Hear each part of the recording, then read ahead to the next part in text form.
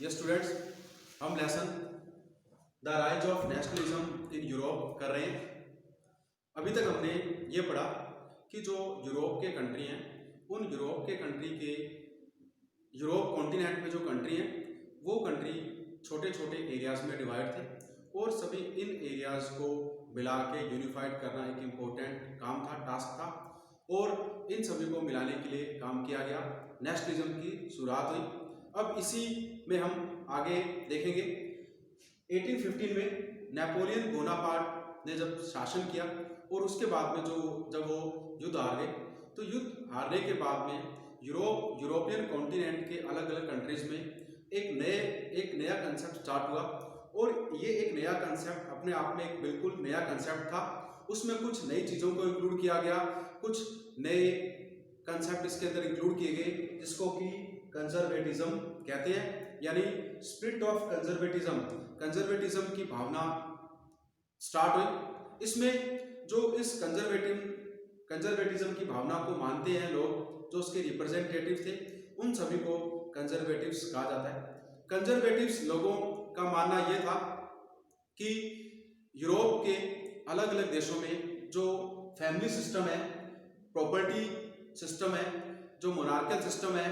और पूरा जो हमारा सोसाइटी की हायरार्की है उसको डिस्टर्ब नहीं किया जाए और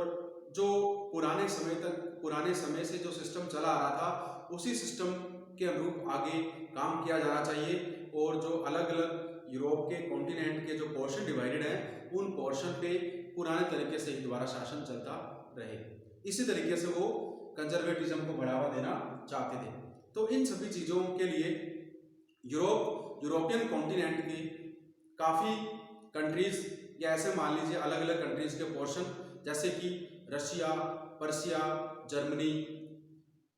तो इटली, इन सभी देशों में, इन सभी पोर्शन में कुछ रेवोल्यूशनरी एक्टिविटीज़ होने लगी और इन सभी रेवोल्यूशनरी एक्टिविटीज़ को करने से पहले ये यूरोपियन कॉन्टिनेंट्स के जो देश थे, जो पोर्शन थे, उन सभी ने अपनी एक मीटिंग की जिसको कि वियना कांग्रेस कहा जाता है। वियना प्लेस एक जगह है, वहाँ पे रखी गई और उसमें यह डिसाइड किया गया कि जितने भी यूरोपियन कॉन्टिनेंट के कंट्री हैं वो सभी रेवोल्यूशनरी एक्टिविटीज़ करेंगे और जो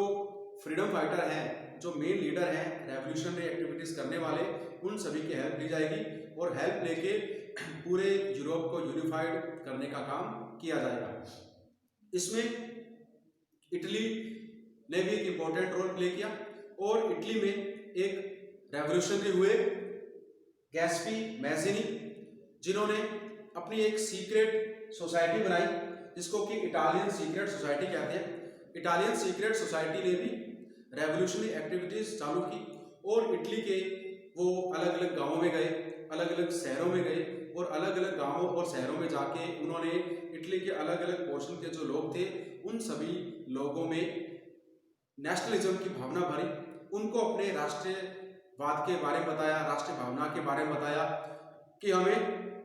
छोटे छोटे स्टेट्स में डिवाइड ना होके एक यूनिफाइड कंट्री बनाना चाहिए और एक अलग तरीके से शासन करना चाहिए, जिससे कि क्या है कि यूरोप के जो अलग अलग कंट्री हैं वो यूनिफाइड हो रहे हैं, उसी तरह इटली भी यूनिफाइड हो और एक स्टेट नेशन का जो कंसेप्ट है, स्टेट नेशन बनाया जा सके। तो यूरोप में नेशनलिज्म जब बढ़ा तो नेशनलिज्म केवल कुछ ही कंट्री में ना होके ये